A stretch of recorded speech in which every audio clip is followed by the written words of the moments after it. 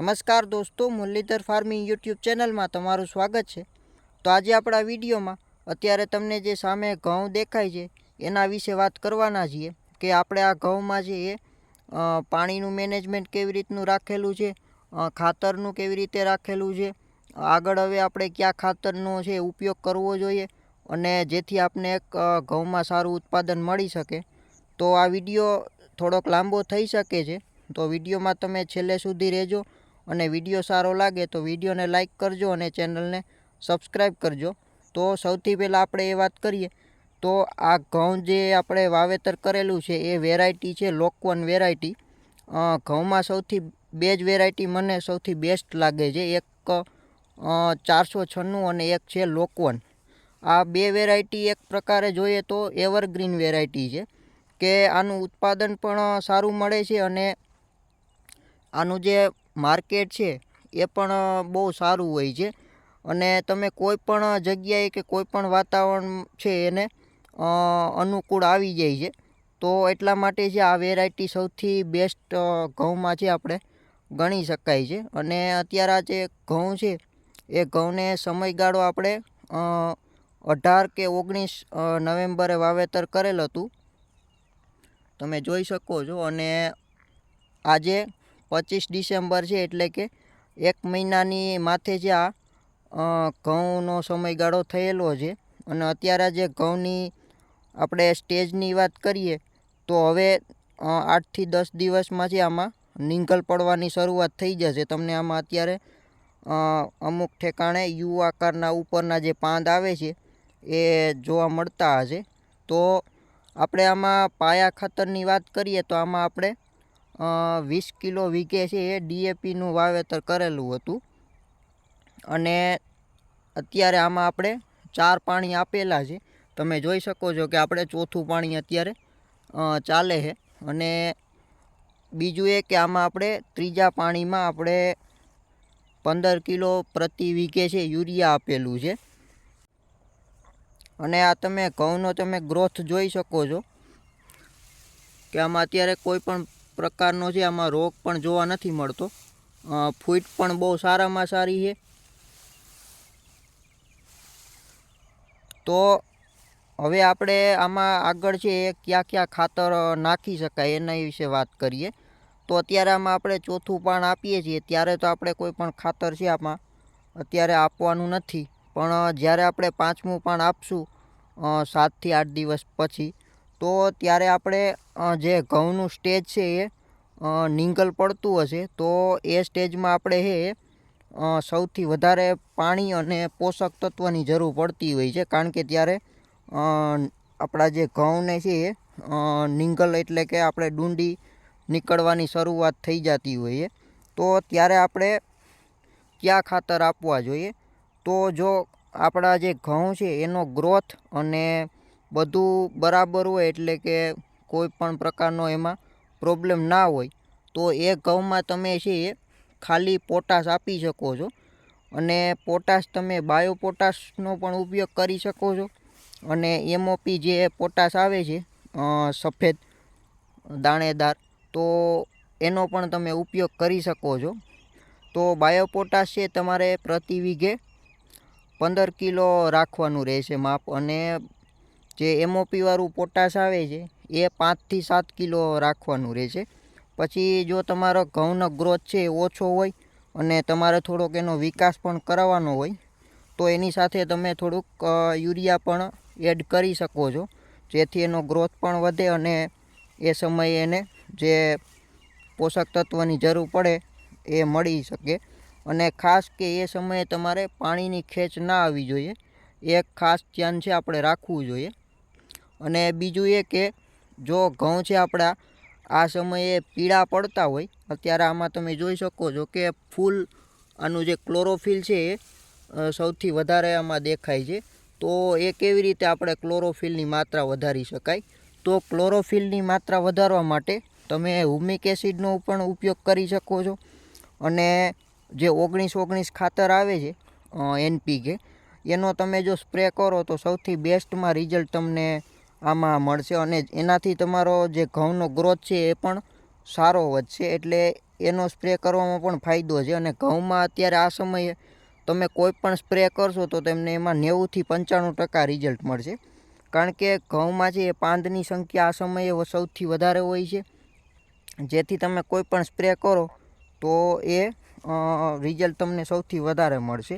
એટલે જો તમારે ગ્રોથ વધારવો હોય તો તમે NPK અથવા 05234 એનો પણ ઉપયોગ કરી શકો છો. એમાં પણ તમને એક સારું રિઝલ્ટ મળશે. પછી આપણે પાણીની વાત કરીએ તો અત્યારે આપણે આમાં ચોથું પાણી છે આપણે આપીએ છીએ. તો આ ઘઉંને છે આપણે મેક્સિમમ 8 પાણની જરૂર પડશે. 8 પાણમાં છે એ સારામાં સારી રીતે છે આ ઘઉં પાકી જશે. અને ઘણા ખેડૂતોને 10થી 15 પાણ પણ પાવા પડે છે, પણ એ જમીન ઉપર ડિપેન્ડ કરે છે. આ જે જમીન છે એ જમીનનો પ્રકાર ફૂલ કાળી અને કરાર જમીન છે. આમાં પાણી છે એ વધારે પકડે છે. તો આ જમીનમાં આપણે પાણીની ઓછી જરૂર પડે છે. અને 8થી 9 પાણમાં મેક્સિમમ સારામાં સારું ઘઉં છે એ પાકી જાય છે. પછી આપણે અત્યારે જે આપણે પોટાશ નાખીએ છીએ તો એની સાથે તમે સલ્ફર પણ આપી શકો છો. સલ્ફરથી એક ફાયદો એ થશે કે આપણે ઘઉં છે મોટા થાય એટલે તમે જોયું હશે કે નીચે પાન છે પીળા પડતા હોય છે. તો એ પાન છે પીળા ના પડે તો એના માટે તમે સલ્ફર જો પાવ એમાં, અથવા તમે ઉપરથી જે પોટાશ કે યુરિયા સાથે જો આપી દો તો એમાં પણ તમને એક સારું રિઝલ્ટ મળશે. આમ જનરલી આપણે ઘઉંમાં કોઈ પણ જાતનો ફૂગનાશકનો સ્પ્રે નથી કરતા, પણ જો તમે ફૂગનાશકનો એક સ્પ્રે કરો જ્યારે આપણે નીંગલ પડતો હોય એટલે કે 40 દિવસની આસપાસ, તો એનું સૌથી બેસ્ટમાં બેસ્ટ રિઝલ્ટ મળે. અને બીજું એક એમાં ઉત્પાદન પણ તમને સારું મળશે. કારણ કે એકવાર ફૂગનાશકનો સ્પ્રે કરો એટલે આપણે ઘઉંને પાણીની જરૂર વધારે પડતી હોય, એટલે આપણે 8 દિવસે પાણી આપો એટલે જમીન એકધારી છે ભેજવાળી હોય એટલે નીચે છે ઘઉં પીળા પડતા જ હોય છે કોઈ પણ ભાઈને. તો એની માટે છે આપણે ફૂગનાશકનો જો સ્પ્રે કરીએ તો સૌથી બેસ્ટ રહેશે. અને સલ્ફર પણ એક પ્રકારનું ફૂગનાશક જેવું જ કામ કરે, કારણ કે એક ફૂગનાશક જેવું જ છે. એટલે કે તો એનો પણ આપણે ઉપયોગ કરી શકાય. અને સલ્ફર બીજા આપણા પોષક તત્વો ઘટતા હોય તો એમાં પણ મદદ કરશે. અને પોટાશ તો છે તમારે ખાસ છે 40 દિવસે આપી જ દેવું જોઈએ, જેથી આપણા ઘઉંનો છે એ ક્વોલિટી અને વજન પણ વધે. અને ખાસ એ કે તમે પોટાશ આપશો એટલે તમારા ઘઉં છે છેલ્લે આપણે પાણી પાતા હોય ને ઢરે છે એ પણ ઢરશે પણ નહીં, કારણ કે એના મૂળ છે એ મજબૂત થઈ જાય એટલા માટે. તો એક ખાસ એ આપણે ખાતરમાં ધ્યાન આપવું જોઈએ. અને ઘઉંમાં છે એ ઘણા ખેડૂતો પૂછતા હોય કે આમાં નેનો યુરિયાનો આપણે છંટકાવ કરીએ તો એમાં પણ તમને એક સારું રિઝલ્ટ મળશે. કારણ કે જેટલી પાંદની સંખ્યા હશે એટલું તમને નેનો યુરિયાનું રિઝલ્ટ સારું મળશે. તમે નેનો યુરિયાનો પણ ઉપયોગ કરી શકો છો. આ સમયે મેં તમને જે NPK જે ગ્રેન્યુઅલ ઉપરથી જે સ્પ્રે કરવાના ખાતર આવે છે 19-19 છે, 052-34 છે, એમાં પણ તમને એક સારું રિઝલ્ટ મળશે. અને તમે જે પણ કોઈ પણ ખાતર આપો છો તો એ ખાતર તમારે આપણે જે નીંગલ પડતો હોય એટલે કે 40 દિવસ પહેલાં છે આ બધા ખાતર છે આપી દેવા જોઈએ. એકવાર છે ડુંડી આપણે નીકળવાની શરૂઆત થઈ જાય પછી એમાં જો આપણે ખાતર આપીએ તો એક તો ખાતર આપવામાં પણ પ્રોબ્લેમ આવે, અને એ ખાતર આપણે આપીએ પછી એટલું એમાં આપણે વળતર પણ ના મળે. એટલે જે સૌથી વધારે ઘઉંને પોષક તત્વોની જરૂર પડે છે એ 40 દિવસ સુધીમાં આપણે એને પુરવાર કરી દેવી જોઈએ.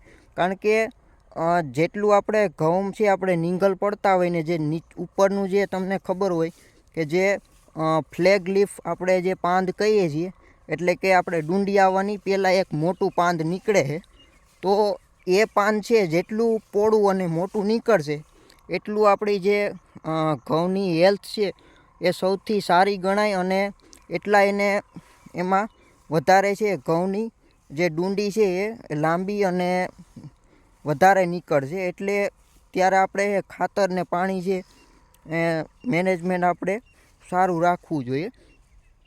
તો અત્યારે તમે જોઈ શકો છો કે આપણે આ ઘઉંની છે એ ક્લોરોફિલ પણ બહુ સારું છે. ઘઉંનો જે કલર પણ બહુ સારો છે.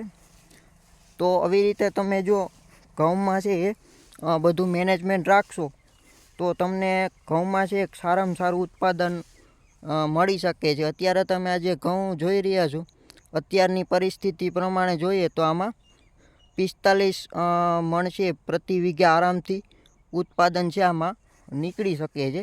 એનાથી પણ વધારે નીકળે છે, પણ આપણે 45 મણ તો એવરેજ છે આમાં ગણી જ શકાય છે.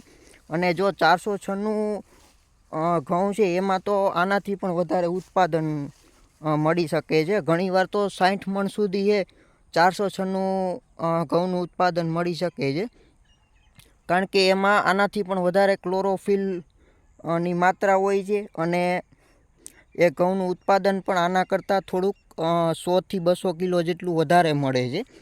તો એ પણ ઘઉંની આપણે વાવેતર કરી શકાય છે અને એ ઘઉંનું જે માર્કેટ છે એ સૌથી વધારે હોય છે અને એનો જે ભાવ પણ સૌથી વધારે માર્કેટમાં હોય છે. એટલે એ ઘઉંનું પણ વાવેતર કરો તો એમાં પણ એક સારું આપને પ્રોફિટ છે એ મળી શકે છે.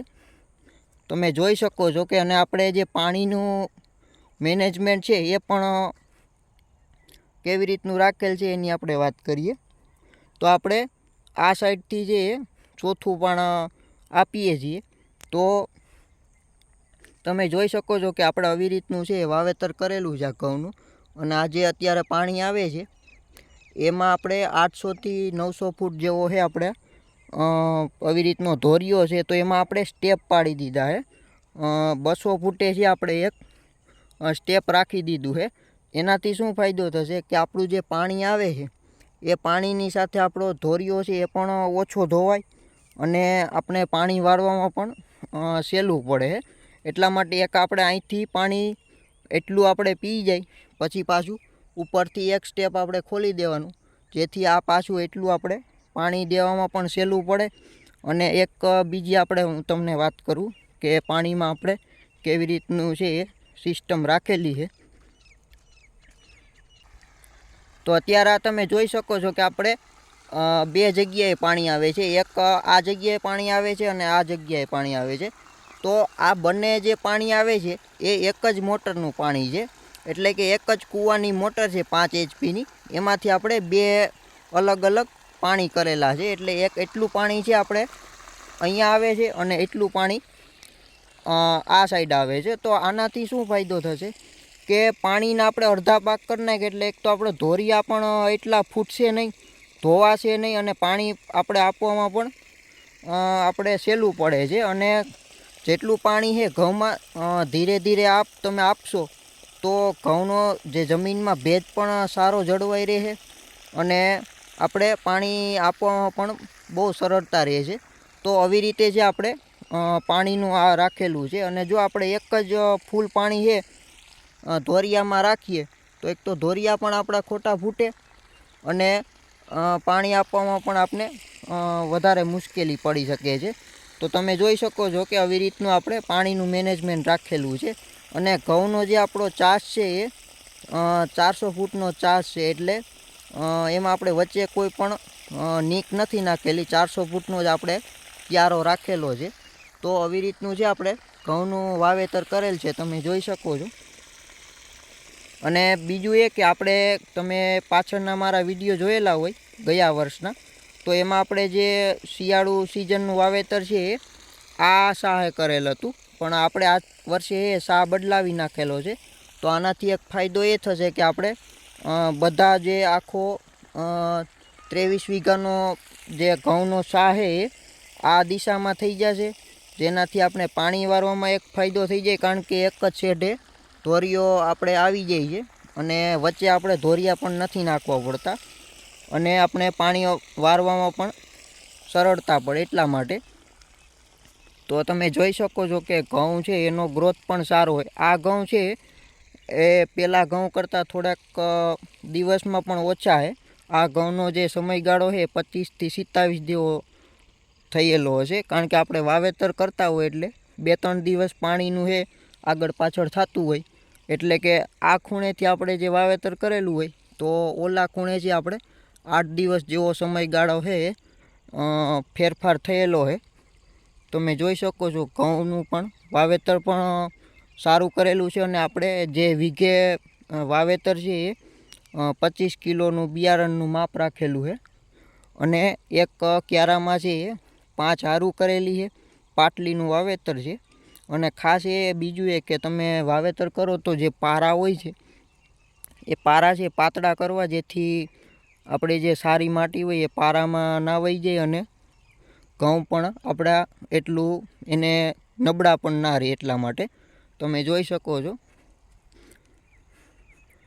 અને અહીંયા પણ આપણે એટલું પાણી છે આવે છે, જેથી બંને સાઈડ છે એ આપણે અડધું પાણી કરેલું છે. એક જ મોટરનું પાણી છે, 5 HP મોટરનું છે, તમે જોઈ શકો છો. અને અહીંથી જે આપણા આ ઘઉં છે એ ઘઉં આના કરતાં પણ 3-4 દિવસ લેટ વાવેતર કરેલું છે. તેમ છતાં પણ આ ઘઉં છે એ 25 દિવસ જેવો સમયગાળો થયેલો છે, પણ એનો જે ગ્રોથ છે એ પણ બહુ સારો છે અને ક્લોરોફિલની માત્રા પણ સૌથી વધારે છે આમાં. તમે જોઈ શકો છો કે અને જે ઘઉંની ફૂટ છે એ પણ વધારે છે આમાં. અને ઘણા ખેડૂતોને એક પ્રશ્ન હોય કે આપણે ઘઉંમાં છે એ જેનો ગ્રોથ છે ઓછો હોય છે, આપણે ખાતર પણ વધારે નાખેલું છે. ઘણા ખેડૂત ભાઈઓ રાસાયણિક ખાતર છે એ વધારે નાખતા હોય, DAP 40 કિલો પ્રતિ વીઘે નાખતા હોય, તેમ છતાં ઘઉંમાં છે એટલું ના આપણે ઉત્પાદન મળતું હોય. તો એનું કારણ એ છે કે ખાલી રાસાયણિક ખાતર આપણે નાખીએ તો એનાથી કોઈ પણ ફાયદો નથી થવાનો, કારણ કે જમીનમાં ઓર્ગેનિક કાર્બન નહીં હોય તો એનાથી તમને ઉત્પાદન છે એ બહુ ઘટી શકે છે. કારણ કે ઓર્ગેનિક કાર્બન તમને 2 જ વસ્તુમાંથી મળી શકે છે. એક તો આપણે દેશી ખાતર એટલે કે છાણિયું ખાતર છે એમાંથી જ મળશે, અને અથવા તમે કોઈ પણ નવી માટી છે તમે જમીનમાં નાખો તો તમને એમાંથી ઓર્ગેનિક જે કાર્બન જે મળશે. અને જે કોઈ પણ આપણે જે રાસાયણિક ખાતર નાખીએ છીએ તો એક હકીકતમાં એ કોઈ ખાતર નથી, એ એક પ્રકારનું આપણે જે કોઈ પણ આપણે કેમ કે ગ્લુકોઝનો બાટલો ચડાવીએ છીએ કે જેનાથી આપણે થોડા સમય માટે આપણા શરીરમાં એનર્જી આવી જાય, જેથી આપણે જે આપણો જે ઓરિજિનલ જે ખોરાક છે એ લેવામાં આપણે મદદ કરે છે. એવી જ રીતે તમે આ DAP યુરિયાને એ બધા આપો છો તો એનાથી ખાલી એને એક બૂસ્ટર જેવું કામ કરે છે કે જેનાથી એ જમીનના જે નેચરલ જે પોષક તત્વ છે એને લઈ શકે અને જેથી એનો ગ્રોથ છે એ ને વિકાસ છે એ પણ વધારી શકે. તો આ જ કામ કરે છે. રાસાયણિક ખાતરથી કોઈ પણ ઉત્પાદન તમે વધારે ના લઈ શકો, કે જે ઓર્ગેનિક કાર્બન જે જમીનમાં છે એનાથી ખાલી એને લેવામાં મદદ કરી શકે. તો એક આપણે ખાસ ધ્યાન રાખવું કે 40-50 કિલો આપણે DAP જો વીઘે નાખતા હોય તો એની જગ્યાએ તમે દેશી ખાતર કે કોઈ પણ ઓર્ગેનિક ખાતર જો તમે નાખો, વર્મી કમ્પોસ્ટ છે, તો એનાથી તમને સારું રિઝલ્ટ મળે. અને જમીનમાં જો તમે દર વર્ષે દેશી ખાતર નાખશો તો જ તમારું ઉત્પાદન વધશે. બાકી તમે રાસાયણિક ખાતર કે પેસ્ટિસાઇડ દવામાં ખર્ચા કરશો એનું કોઈ મતલબ નથી રહેવાનો. એટલા માટે આપણે જમીનમાં છે એ ઓર્ગેનિક કાર્બન હોવો જરૂરી છે. એનું તમને એક બેસ્ટ એક્ઝામ્પલ આપું કે આપણે કોઈ પણ આપણી જમીન હોય તો એમાં આપણે કોઈ પણ ખરી કરીએ છીએ મગફળીની અથવા કોઈ પણ, તો એ ખરીમાં તમે જોયું હશે કે એમાં જે આપણો પાક વાવેલો હોય તો એનું જે ગ્રોથ ને એનું જે બધું છે એ સારું હોય. એનું કારણ છે કે એમાં ઓર્ગેનિક કાર્બનનું પ્રમાણ વધારે હોય છે.